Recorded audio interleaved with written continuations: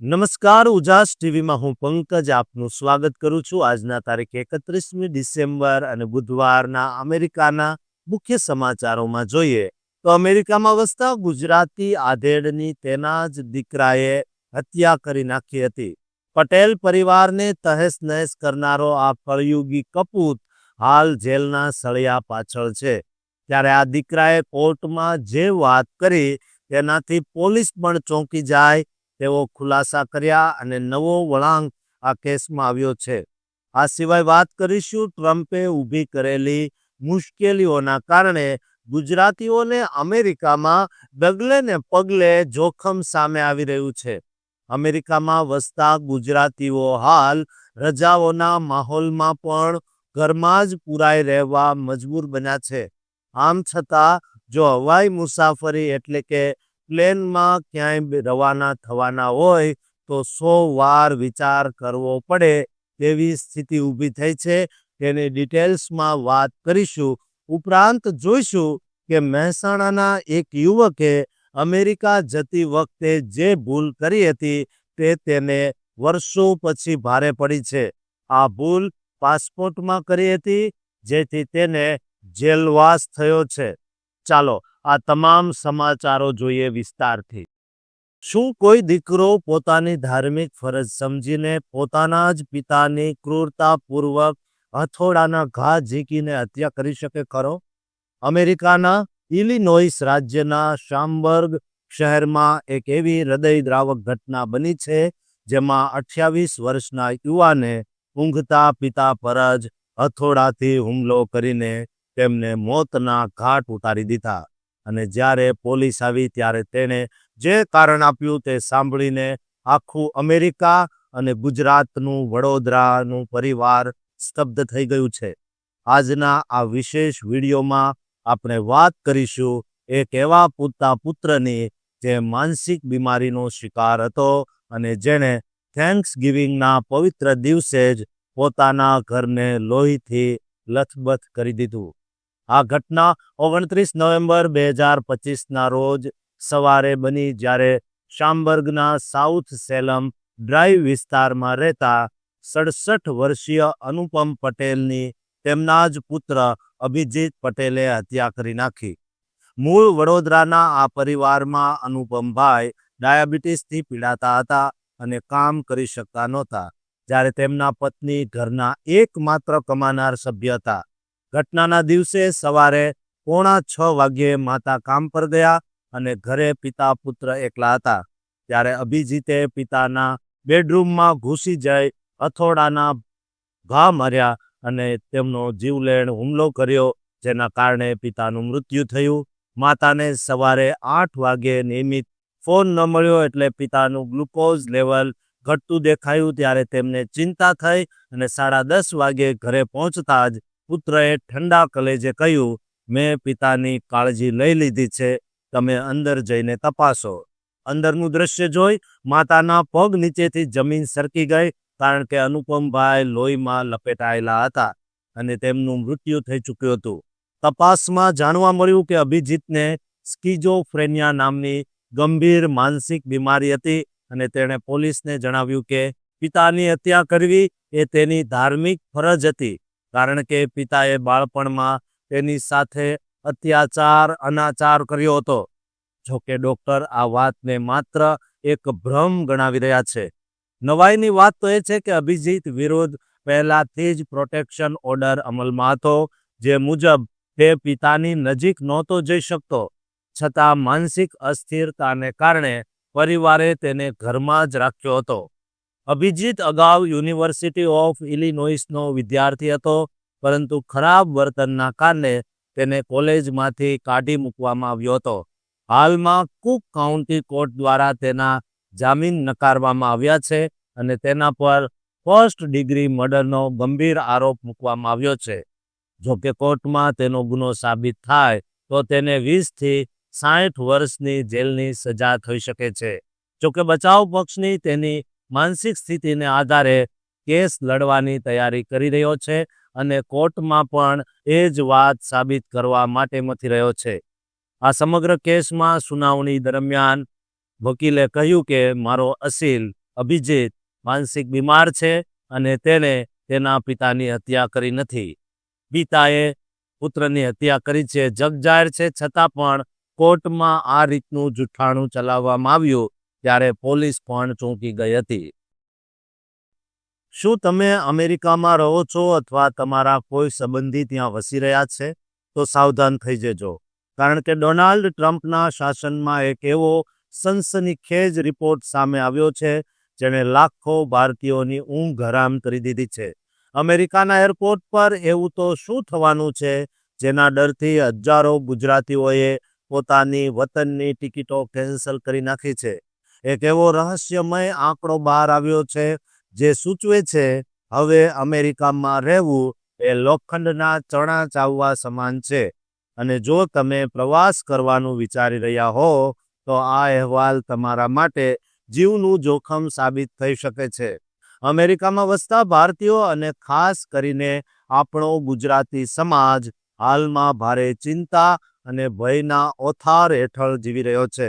તાજેતરમાં કૈઝર family foundation અને New York times દ્વારા ડિસેમ્બર 2025માં એક અત્યંત ચોંકાવનારો સર્વે જાહેર કરવામાં આવ્યો છે, જે મુજબ અમેરિકામાં વસતા 27% ઇમિગ્રન્ટ્સ હવે પ્રવાસ કરવાનું ટાળી રહ્યા છે. આ પરિસ્થિતિ એટલી ગંભીર છે કે H-1B વિઝા ધારકોનો આ આંકડો 32% સુધી પહોંચી ગયો છે. આનો અર્થ એ થયો કે દર 3માંથી એક ભારતીય વ્યાવસાયિક હવે અમેરિકાની બહાર જવા કે અંદર ફરવા માટે પણ ડરી રહ્યો છે. ટ્રમ્પ વહીવટ દ્વારા ઇમિગ્રેશનના નિયમોમાં જે ધરખમ ફેરફાર કરવામાં આવ્યા છે તેના કારણે આ સ્થિતિ સર્જાઈ છે. ખાસ કરીને H-1B વિઝા પર જે $1 લાખ નવી ફી લાદવામાં આવી છે અને સોશિયલ મીડિયાનું જે સખત ચેકિંગ શરૂ કરવામાં આવ્યું છે તેનાથી ભારતીય આઈટી પ્રોફેશનલ્સ સૌથી વધુ પ્રભાવિત થયા છે. તમને જાણીને નવાઈ લાગશે કે H-1B વિઝા ધરાવતા લોકોમાં 70% હિસ્સો માત્ર ભારતીયોનો છે અને તેમાં પણ ગુજરાતીઓની સંખ્યા ખૂબ મોટી છે. ડિસેમ્બર 2025માં લેવાયેલા નિર્ણય મુજબ હવે એરપોર્ટ પર સુરક્ષા કરતી એજન્સી TSA અને ઇમિગ્રેશન એન્ફોર્સમેન્ટ એજન્સી ICE વચ્ચે ડેટા શેરિંગ શરૂ થઈ ગયું છે, જેનો અર્થ છે કે જો તમે દેશની અંદર પણ મુસાફરી કરો છો તો તમારી દરેક માહિતી તરત તપાસવામાં આવશે. જે લોકો પાસે કાયદેસરના દસ્તાવેજો નથી, એટલે કે અનડોક્યુમેન્ટેડ ઇમિગ્રન્ટ્સ છે, તેમાં તો 63% લોકો ધરપકડ અને દેશ નિકાલના ડરથી ઘરની બહાર નીકળતા પણ ગભરાઈ રહ્યા છે. હકીકતમાં આ સર્વેમાં 1805 પુખ્ત ઇમિગ્રન્ટ્સના મંતવ્યો લેવામાં આવ્યા હતા અને તેમાંથી જાણવા મળ્યું છે કે લોકો હવે રડાર હેઠળ રહેવાનું પસંદ કરી રહ્યા છે.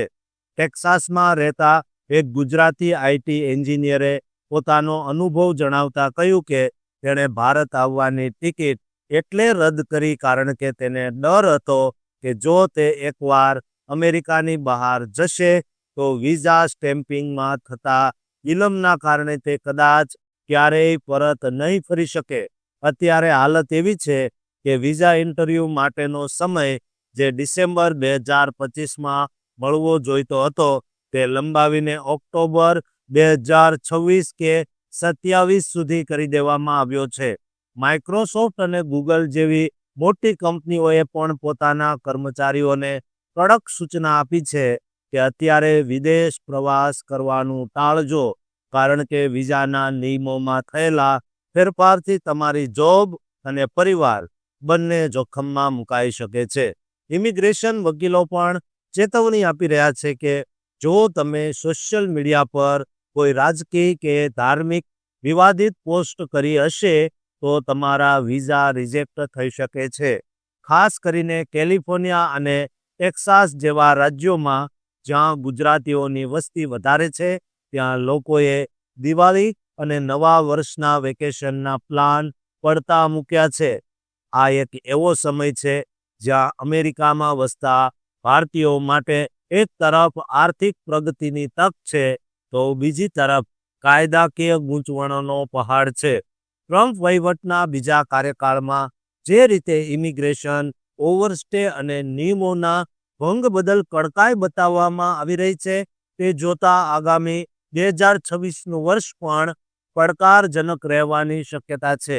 ભારતીયોને સલાહ આપવામાં આવે છે કે કોઈ પણ પ્રવાસ કરતા પહેલા USCISની સત્તાવાર વેબસાઇટ પર જઈને લેટેસ્ટ અપડેટ જરૂર તપાસજો અને જો શક્ય હોય તો વકીલની સલાહ લીધા વગર દેશની બહાર ન જતા. આ સ્થિતિ માત્ર મુસાફરી રોકવા પૂરતી મર્યાદિત નથી, પરંતુ તે ભારતીય સમાજના માનસિક સ્વાસ્થ્ય અને પારિવારિક સંબંધો પર પણ ઊંડી અસર પાડી રહી છે. શું તમે ક્યારેય કલ્પના કરી છે કે અમેરિકા જવાનું સપનું પૂરું કરવા માટે જે પાસપોર્ટનો ઉપયોગ કર્યો હોય એ જ પાસપોર્ટ તમને વતનમાં પરત આવતા સમયે જેલના સળિયા પાછળ ધકેલી શકે છે? એક ગુજરાતી યુવક જે 2013માં લાખોના ખર્ચે ડંકી રસ્તે અમેરિકા પહોંચ્યો હતો, તે 2025માં જ્યારે પોતાના ઘરે મહેસાણા પરત ફરવા માંગતો હતો ત્યારે દિલ્હી એરપોર્ટ પર તેની સાથે કંઈક એવું બન્યું જે સાંભળીને તમારા રૂવાડા ઊભા થઈ જશે.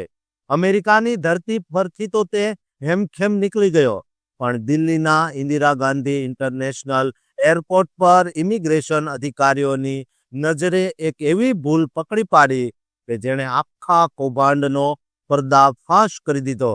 આ જીગર પટેલ કોણ છે? કેવી રીતે તેણે ઉત્તર પ્રદેશના એક વ્યક્તિના નામે નકલી પાસપોર્ટ બનાવડાવ્યો અને અમદાવાદના એજન્ટ રોકીએ તેની પાસેથી કેટલા ડોલર પડાવ્યા? આ રહસ્યમય ઘટનાની એક એક વિગત આજે હું તમને આ અહેવાલમાં જણાવીશ. તો સૌ પહેલા ગુજરાતી ભાષામાં અમેરિકાની તમામ અપડેટ આપતી આ તમારી ચેનલને અત્યારે જ સબસ્ક્રાઇબ કરી લો. મિત્રો, ઘટના કંઈક એવી છે કે 19 ડિસેમ્બર 2025ના રોજ દિલ્હીના ઇન્દિરા ગાંધી આંતરરાષ્ટ્રીય એરપોર્ટ પર શિકાગોથી એર ઇન્ડિયાની ફ્લાઇટ AI-126 આવી પહોંચી હતી. આ ફ્લાઇટમાં મહેસાણાની ગાયત્રી સોસાયટીનો રહેવાસી 30 વર્ષીય જીગર પટેલ એક ડિપોર્ટરી તરીકે સવાર હતો. જ્યારે તે ઇમિગ્રેશન કાઉન્ટર પર પહોંચ્યો ત્યારે તેણે જે પાસપોર્ટ રજૂ કર્યો તે ઉત્તર પ્રદેશના કુશીનગરના રહેવાસી ખુરશીદ અંસારીના નામે ઇસ્યુ થયેલો હતો. અધિકારીઓને શંકા ગઈ કારણ કે પાસપોર્ટમાં ઘણી ટેકનિકલ ખામીઓ દેખાઈ રહી હતી. તપાસ કરતા સામે આવ્યું કે પાસપોર્ટમાં મેન્યુઅલ લેઝર પરફોરેશન કરવામાં આવ્યું હતું. તેની ઘોસ્ટ ઇમેજ એકદમ ખામીયુક્ત હતી અને જે અસલી પાસપોર્ટમાં UV ફાઇબર્સ અને વોટરમાર્ક હોવા જોઈએ તે ગેરહાજર હતા. જીગર પટેલની જ્યારે કડકાઈથી પૂછપરછ કરવામાં આવી ત્યારે તેણે બધી જ હકીકત કબૂલી લીધી. તેણે જણાવ્યું કે તે એપ્રિલ 2013માં અસલી પાસપોર્ટ પર ગેરકાયદેસર રીતે અમેરિકા પહોંચ્યો હતો, પરંતુ જૂન 2022માં તેનો એ પાસપોર્ટ એક્સપાયર થઈ ગયો હતો. અમેરિકામાં હાલમાં ચાલી રહેલી કડક ઇમિગ્રેશન નીતિઓ અને ટ્રમ્પ વહીવટના ડરના કારણે તેણે સ્વ ડિપોર્ટેશન એટલે કે પોતાની મરજીથી ભારત પરત ફરવાનો નિર્ણય લીધો હતો. આ માટે તેણે અમદાવાદના એજન્ટ રોકીનો સંપર્ક કર્યો અને તેની પાસેથી $5000 ખર્ચીને આ નકલી પાસપોર્ટ મેળવ્યો હતો. આ એજન્ટો ન્યુયોર્કથી પાસપોર્ટ ઇસ્યુ થયો હોવાનું નાટક કરે છે, પણ ખરેખર તે ભારતમાંથી જ ઓપરેટ થતા હોય છે. જીગર પટેલ સામે અત્યારે ભારતીય ન્યાય સંહિતા હેઠળ છેતરપિંડી, બનાવટ અને નકલી દસ્તાવેજોનો ઉપયોગ બદલ FIR નોંધવામાં આવી છે અને દિલ્હી પોલીસ આ મામલે વધુ તપાસ કરી રહી છે. મિત્રો, આ માત્ર એક જીગર પટેલનો કિસ્સો નથી.